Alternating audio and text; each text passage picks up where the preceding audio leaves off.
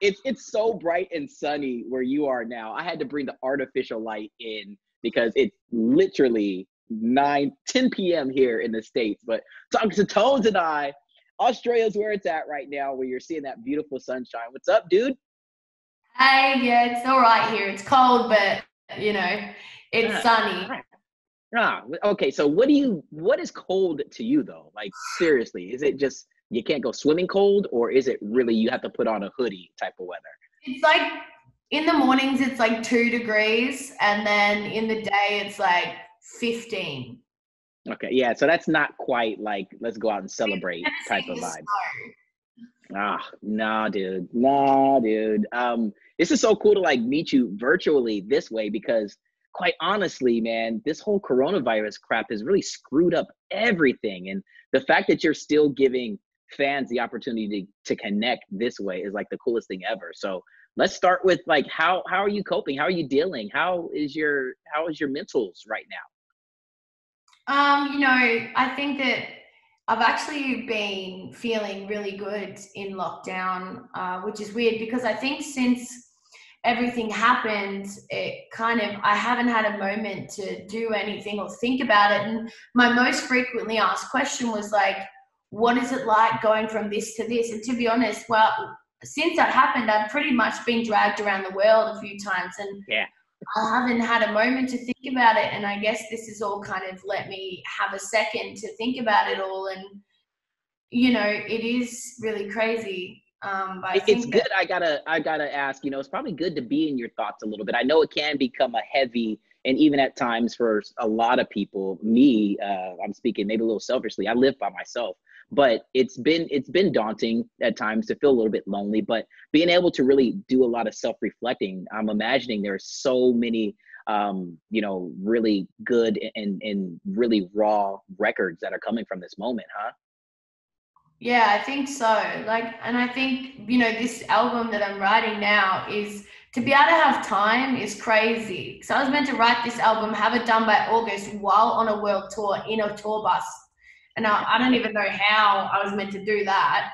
But to have time is amazing, and it's good for me because there's things that I'm frustrated about, things that I'm like thankful for, things that make me super happy, and things that I'm like ashamed about. And it's cool to like write about all those things, and having Now, time. that's something that I think as fans, and not to cut you off, that's what we love most about your music is that it is so unapologetically you and you're being yourself and you're not giving us a fabricated version of who you are. So thank you for being willing to go there as a songwriter. And thank you for stepping out and believing in yourself to even, challenge yourself to do what you knew that you were meant to do. That's so rad. Thank you, that's really really nice. I mean, yeah, I know that a lot of times people can want to put themselves in a position where they look and sound like what they think is popular. And I feel like if I did that, I would just completely lose myself, and I'd probably get really emotionally down on Yeah. myself. So thank you Yeah, for it just, I mean, it's a deep hole to go down and you can't escape it. It's once you start to create something and you amass this level of success, but it's not built on your true self, you're kind of stuck there forever. And I'm thankful to have found your music and really been able to be like, this is somebody who is like, this is me, damn it. Let's have some fun. Let's go there and explore these thoughts and shit. I mean, take it or leave it. And so many people are taking it. How cool is it? I think we hopped on the phone a while back, but to see a record like Dance Monkey be a record that ushered in so many fans and so many new fans and new ears to who you truly are. Yeah, I mean, I'm so thankful for that. That's crazy because, I played that song on the street for 8 months before I released it. So I had my time with that song and it was mine, and then I gave it and now it's flown away. And that song has done this crazy thing where, it's made people come to me as an artist as well, and it's sold shows around the world for people to come and see. So it's overplayed. I hear it. I'm going to play it more than anyone in the world. So don't even come at me with this earworm nonsense. I'm going to play it and sing it more than anyone in the world. But I'm so thankful for that song, and I'm so proud of that song, and I'll never not be. So No, yeah. it's definitely done its purpose. And, and like I said, it's really cool that it allowed me to further explore your discography and the stuff. I'm allowed to curse. The shit I found is fucking amazing. So let me just say that, which leads me to the newest single, You're So Fucking Cool, is such a song that has so many textures to it. Tell us about how special this is. I understand that it kind of, derived from a party, and then it was like, you know what, don't feel too cool about this. Let's go back to the hotel and throw down on some room service. Explain the Yeah. story. So, yeah, the song is about kind of, obviously, I live two very different lives, living in my car and playing music on the street, to then, being in, America, Europe, just going, traveling around the world, and, getting to go to the kind of the other half of the world. And, I went to this party, and it was really fancy and stuff and nice, and I guess I didn't really connect with anyone, and I really did try, and I felt like maybe the people there didn't really want to connect with anyone, and I kind of felt a bit silly for being so open to, talking and chatting and laughing and stuff, and it just kind of made me think, well, I don't really want to be here. Maybe I should just go home and watch Netflix, back to the hotel and watch Netflix, and then the next day I wrote a song about it, and it was meant to be sarcastic. And I guess I was like, I'm not going to release it, but let's just write a song about me and my mate were at this party. So I was like, oh, let's just write a song about this night. And then I was like, I'm not going to release it. And then I was like, all right, I'll release it. And then I did release it.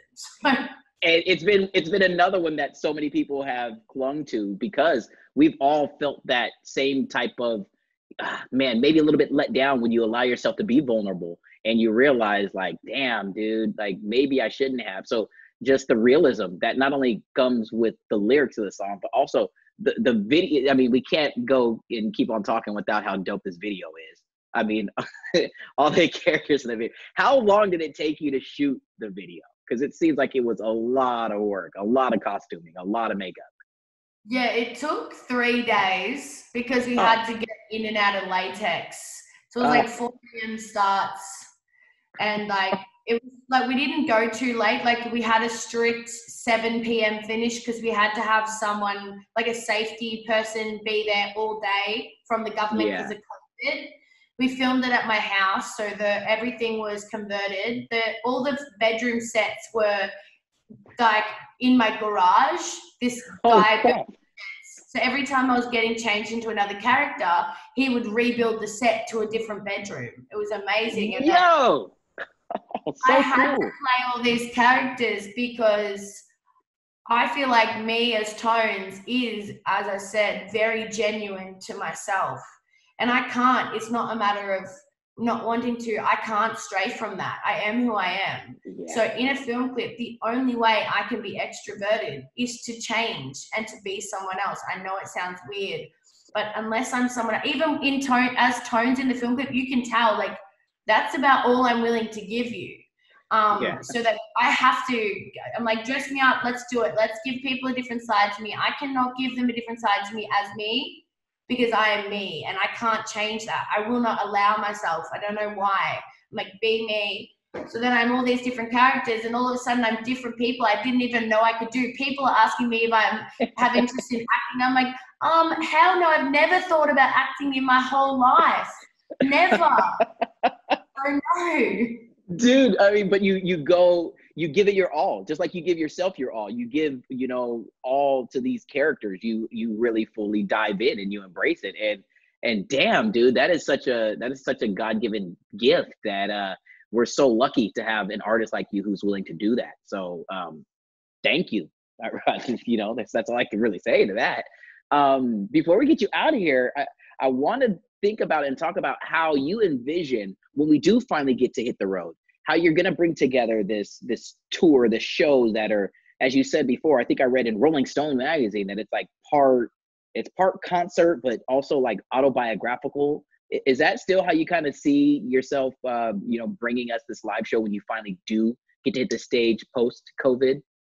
Yeah, I mean, that's the reason I'm in the industry, is to play lives. That's why I never grew up putting things on YouTube, and instead I hit the streets, because it wasn't about getting famous. It's about wanting to play live.